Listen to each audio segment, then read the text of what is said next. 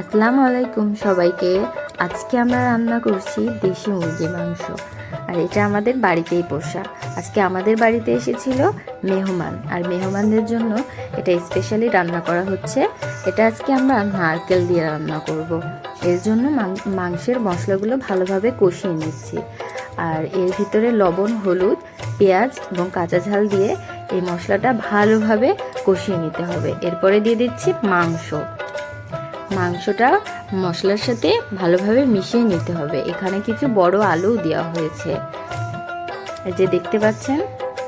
মশলার সাথে এগুলো ভালোভাবে মিশিয়ে নিতে হবে এবং ঘন ঘন নাড়তে হবে যাতে নিচে লেগে না যায়।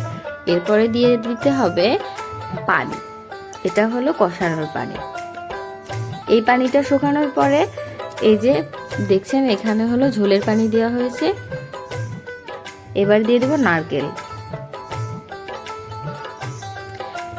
দেওয়ার পরে নারকেলটা একটু সিদ্ধ হওয়ার জন্য কিছুক্ষণ জাল দিতে হবে। ফাইনাল লুক দেখুন, জাস্ট ওয়াও।